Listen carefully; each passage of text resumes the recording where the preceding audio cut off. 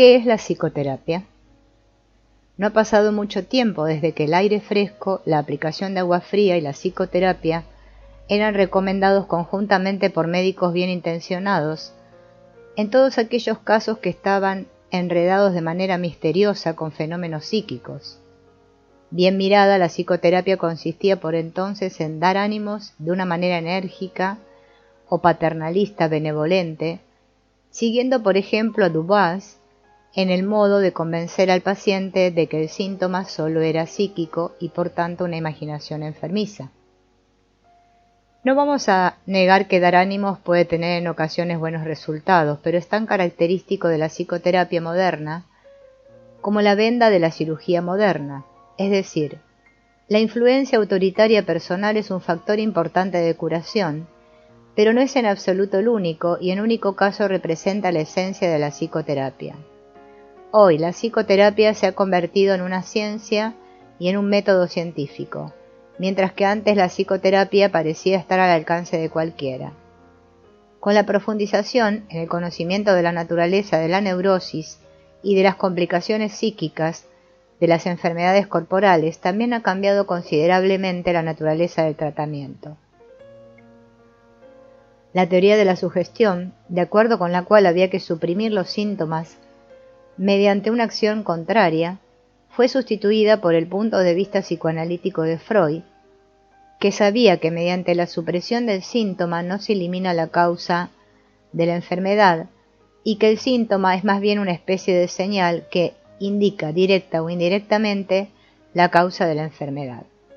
Este nuevo punto de vista, reconocido universalmente desde hace unos 30 años, también ha sido revolucionario para la terapia, pues al contrario que la terapia de la sugestión exigía ser conscientes las causas. No se renunció frívolamente a tratamiento por sugestión, la hipnosis, etc., sino porque sus resultados eran insatisfactorios. Ciertamente la sugestión era un tratamiento de aplicación relativamente sencilla y práctica, y permitía a los terapeutas hábiles tratar al mismo tiempo a un número amplio de pacientes, con lo cual parecían estar sentadas las prometedoras bases de un método lucrativo. Pero los éxitos curativos reales eran tan exiguos e inestables que ni siquiera la posibilidad de tratar a muchas personas a la vez pudo salvar al tratamiento por sugestión. De lo contrario, los terapeutas y los seguros médicos habrían estado muy interesados en conservar este método, que acabó desapareciendo debido a su propia insuficiencia. El hacer conscientes las causas que el punto de vista freudiano exigía se ha convertido en el motivo director o en el presupuesto fundamental de todas las formas recientes de psicoterapia. Por una parte, la investigación psicopatológica de los últimos 50 años ha demostrado, más allá de toda duda, el hecho de que los principales procesos etiológicos de la neurosis son esencialmente de naturaleza inconsciente, y por otra, la experiencia práctica ha demostrado que hacer conscientes los contenidos o procesos etiológicos es un factor curativo de mayor significado práctico que la sugestión. Como consecuencia, en el curso de los últimos 25 o 30 años, se ha consumado en el ámbito de la psicoterapia un cambio en perjuicio de la sugestión directa y en beneficio de todas las formas de terapia, cuyo punto de vista es en general hacer conscientes las causas de la enfermedad. Como hemos dicho, el cambio del tratamiento estuvo acompañado por una teoría más profunda y matizada sobre el trastorno neurótico. Mientras el tratamiento se limitó a la sugestión, pudo conformarse con una teoría extremadamente modesta. Le bastaba con entender los síntomas neuróticos como imaginaciones de una fantasía exagerada, y esta idea conducía directamente a una terapia cuya meta era simplemente suprimir esos productos de la fantasía, es decir, los síntomas imaginarios. Pero lo que se creía poder despachar irreflexivamente como imaginaciones era sólo una de las posibles manifestaciones de una enfermedad específica cuya sintomatología tenía una variedad y mutabilidad proteica. Apenas se había suprimido uno u otro síntoma, ya se había presentado otro. pues no se había llegado al núcleo del trastorno. Bajo la influencia de Breuer y Freud, funcionó durante mucho tiempo la llamada teoría traumática de la neurosis y, en consecuencia, el llamado método catártico intentó volver a hacer conscientes al paciente los motivos traumáticos originarios.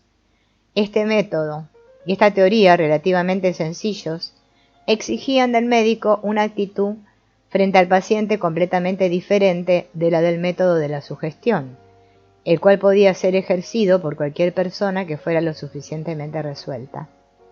El método catártico exigía una atención escrupulosa a cada caso y una actitud investigadora perseverante que se dirigía a los posibles momentos traumáticos, pues sólo mediante la observación e investigación precisa del material producido por el paciente era posible constelar de tal modo los momentos traumáticos que se produjera la abreacción de esas situaciones emocionales originarias en las que la neurosis había surgido. El lucrativo tratamiento masivo se volvió difícil, cuando no imposible. Ciertamente la prestación que se esperaba del médico era cualitativamente superior que en el caso de la sugestión, pero la sencillez de la teoría hacía que siguiera siendo posible una rutina bastante amplia, y en principio nada impedía trasladar a varios pacientes a la vez a ese estado de relajación en el que los recuerdos traumáticos pudieran ser abreaccionados. Este tratamiento detallado de cada caso no pudo ocultar durante mucho tiempo que la teoría del trauma era una generalización precipitada. Al incrementarse la experiencia, todos los investigadores serios de los síntomas neuróticos comprendieron que en especial los traumas sexuales, pero también otros shocks, son relevantes ocasionalmente y para determinadas formas de neurosis, pero no para todas. El propio Freud no tardó en dejar atrás el nivel de la teoría del trauma y elaboró la teoría de la represión.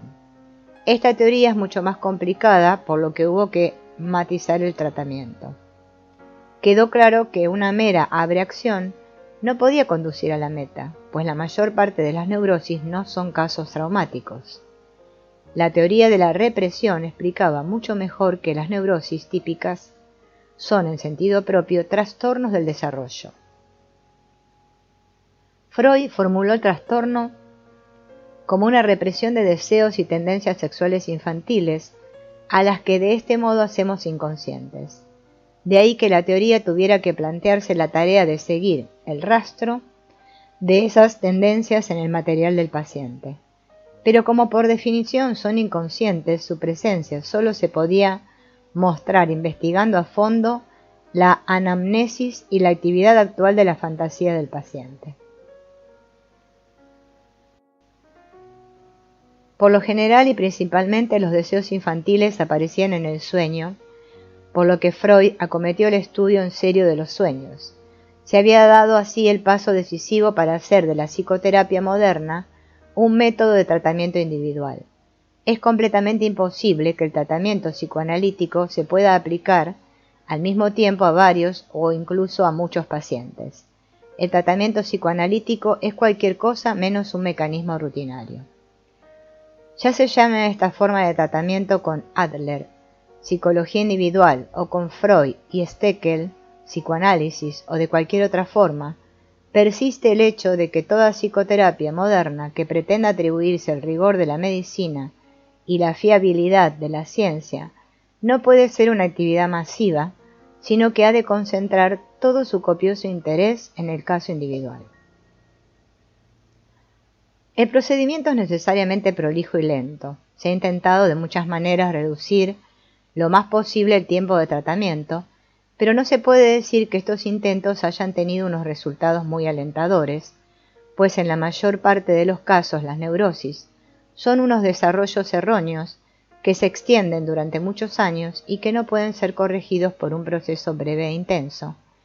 Por eso el tiempo es un factor curativo insustituible. Se sigue considerando las neurosis erróneamente enfermedades leves, principalmente porque no las podemos tocar, porque no son de naturaleza corporal.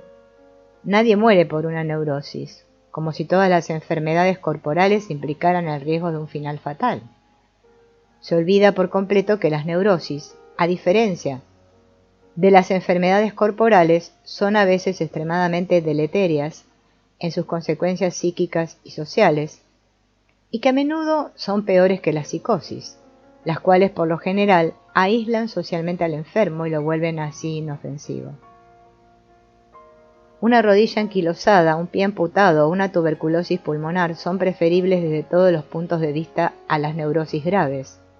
Si se estudia la neurosis no simplemente desde el punto de vista clínico, sino más bien desde los puntos de vista psicológico y social, se llega a la conclusión de que las neurosis son enfermedades graves, en especial por sus efectos sobre el entorno y la vida del individuo. Por sí mismo, el punto de vista clínico nunca explicará la esencia de la neurosis. No puede explicarla, pues la neurosis es más un fenómeno psicosocial que una enfermedad sensu strictiori. La neurosis nos obliga a ampliar el concepto de enfermedad, más allá de la noción de un cuerpo trastornado en sus funciones y a ver en la persona neurótica un sistema social de relación que ha enfermado.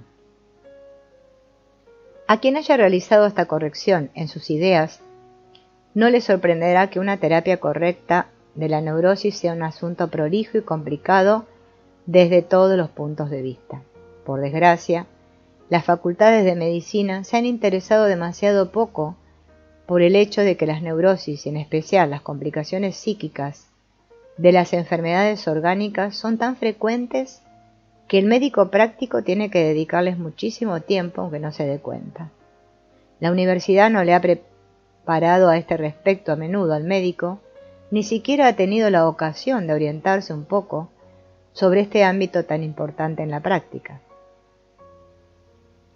Aunque los comienzos de la psicoterapia moderna se basan sobre todo en los méritos de Freud, nos equivocaríamos si identificáramos, cosa que sigue sucediendo muy a menudo, el tratamiento psíquico con el psicoanálisis de Freud. Este error es fomentado por el propio Freud y sus partidarios, que de una manera sectaria entienden su teoría sexual y su método como el único válido. La psicología individual de Adler es una contribución que no se puede menospreciar y por tanto una ampliación del punto de vista psicológico.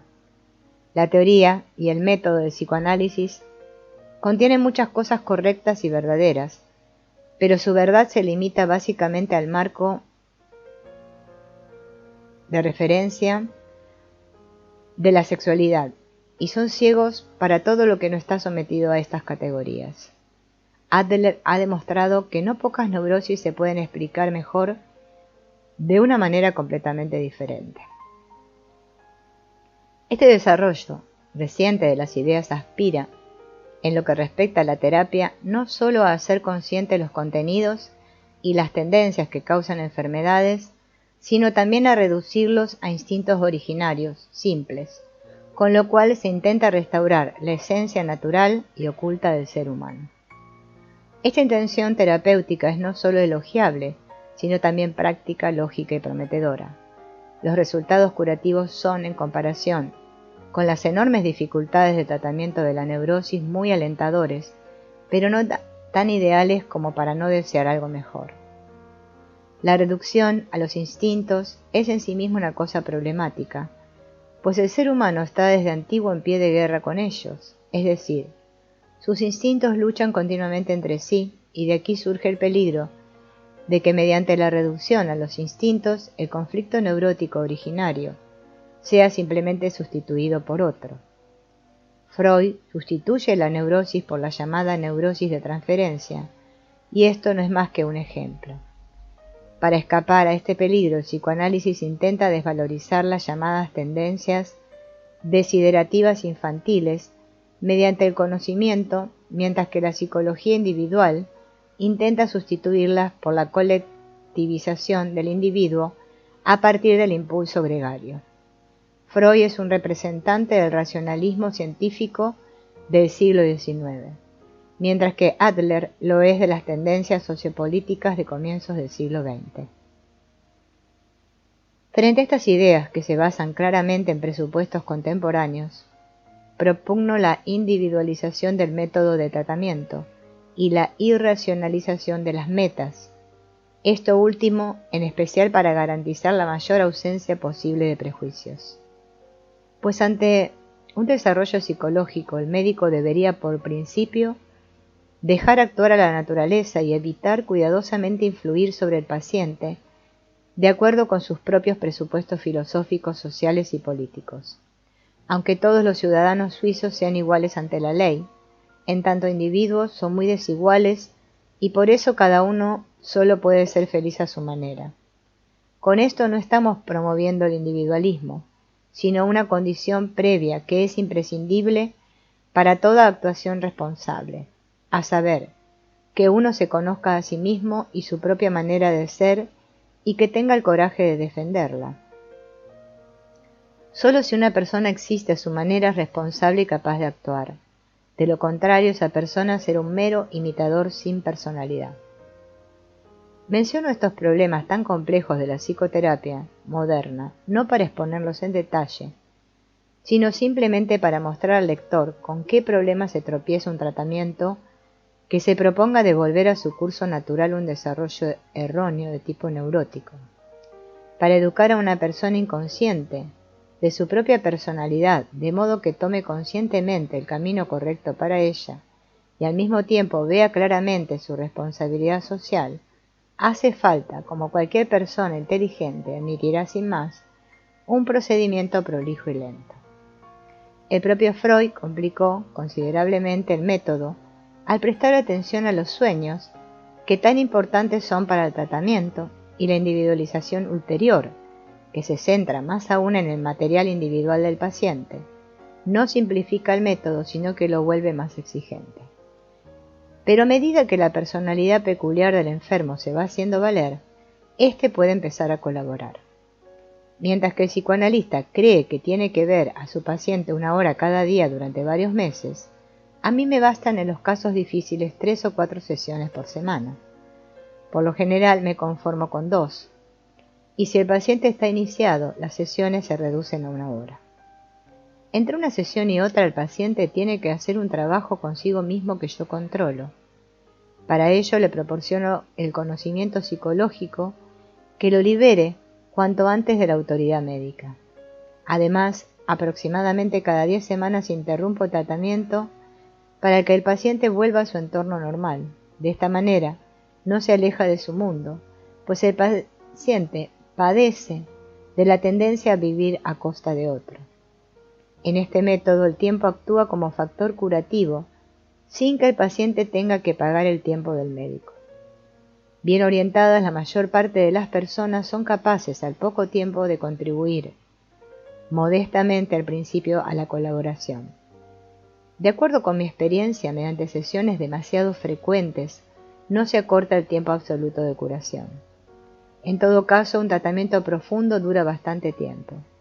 De ahí que si las sesiones están distanciadas en el tiempo y los espacios intermedios se llenan por el trabajo del paciente, el tratamiento sea más soportable económicamente para las personas con menos recursos que si se lleva a cabo cada día en atención al dudoso efecto de su gestión.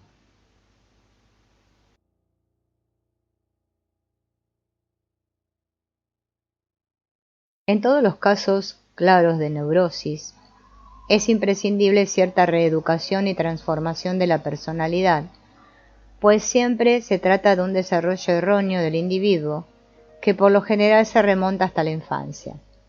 En conformidad con este conocimiento, el método moderno ha de tener en cuenta también puntos de vista de las ciencias del espíritu, a saber, la pedagogía y la filosofía, por lo que una formación puramente médica se revela insuficiente en una medida creciente. En todo caso, para ejercer esta actividad, se debería presuponer un saber psiquiátrico profundo. Además, todo tratamiento suficiente de los sueños exige un suplemento abundante de conocimiento simbólico que sólo se puede adquirir mediante el estudio de la psicología primitiva y de las diversas mitologías y religiones. Para sorpresa del propio psicoterapeuta, su profundización en el conocimiento y en la experiencia no ha vuelto más sencillo el objeto de su actividad, sino que ha ganado mucho en amplitud y complejidad. y ya empiezan a distinguirse en las nubes del futuro los contornos de una nueva psicología práctica que algún día reunirá los conocimientos del médico, del educador y de todos los que se ocupan del alma humana. Pero hasta entonces la psicoterapia será una tarea médica y esperemos que las facultades de medicina no sigan haciendo oídos sordos a estas exigencias que los enfermos plantean a los médicos. El público culto conoce la existencia de la psicoterapia y el médico inteligente conoce, gracias a su práctica, el gran significado de la influencia psíquica. Y por eso ya hay en Suiza un número considerable de médicos que luchan por los derechos de la psicoterapia y la ejercen como mejor saben y con muchos sacrificios, aunque a menudo su actividad se les vuelva dolorosa por las burlas, los malos entendidos y las críticas injustificadas y maliciosas.